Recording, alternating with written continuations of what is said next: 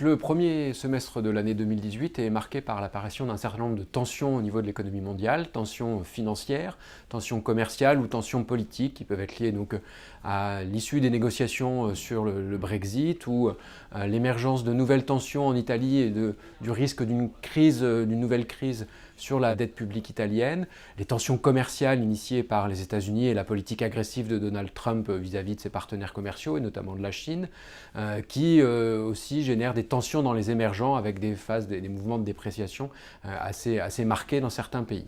Donc ces différents nuages pourraient affecter l'économie mondiale et la croissance en 2018, 2019, 2020. Et effectivement, ce qu'on observe pour le premier semestre 2018, c'est le ralentissement de l'activité dans un certain nombre de pays, notamment en zone euro, et qui pourraient être les prémices d'un ralentissement plus marqué de la croissance à l'horizon 2019-2020. Alors en fait, ces différentes tensions, elles vont avoir probablement un impact effectivement sur les économies émergentes, un impact assez modéré sur quelques pays développés. Globalement, ces chocs vont avoir un effet plutôt modéré et peut modifier la trajectoire un peu de l'économie mondiale qui se dessine à cet horizon. Pour autant, il y a bien un ralentissement. La dynamique de reprise va progressivement s'essouffler dans les différents pays au fur et à mesure finalement que ces pays ont fermé les écarts de production, c'est-à-dire qu'ils sont revenus à une situation proche de celle qui prévalait avant crise.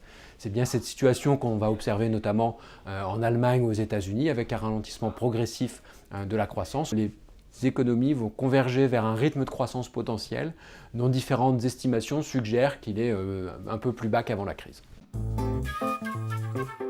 Dans notre prévision, on voit bien que 2018 est une année assez particulière, c'est-à-dire qu'elle commence très mal, c'est-à-dire qu'on voit qu'on a une croissance qui est beaucoup plus faible que la moyenne de la zone euro, on a un vrai décrochage en début d'année, on a un ralentissement dans la zone euro, mais en France c'est beaucoup plus marqué.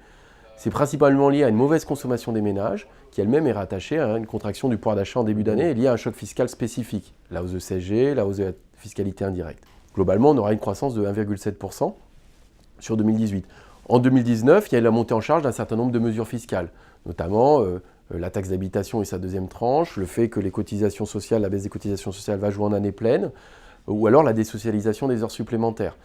Donc tout ça va plutôt participer aussi à alimenter le revenu des ménages. Donc la consommation devrait être plutôt robuste en 2019, l'investissement reste dynamique, il y a la question de la fiscalité du capital et la distribution des dividendes qui participent aussi au revenu des ménages, mais après peuvent poser des questions en termes de son affectation à la consommation. Et plus globalement, l'investissement reste robuste parce qu'on a un coût du capital qui est bas, des mesures fiscales de soutien aux entreprises. En plus, il y a la transformation du CICE, le versement de 20 milliards exceptionnellement. On voit que les taux d'utilisation sont élevés, donc les entreprises sont incitées à renouveler leurs équipements. Donc globalement, on a un scénario qui reste quand même assez bon pour 2019 à 1,8%. En revanche, à partir de 2020, on a un ralentissement de l'économie qui converge vers sa croissance potentielle, autour de 1,5% de croissance, le potentiel étant à 1,3%. Il y a un peu moins de grain à moudre, la politique budgétaire est moins en soutien que ce qu'on a pu avoir par le passé. Et donc voilà ce qui explique notre scénario, un peu en cloche, avec des calendriers fiscaux très particuliers et un ralentissement attendu, mais plutôt sur 2020. Sciences Po.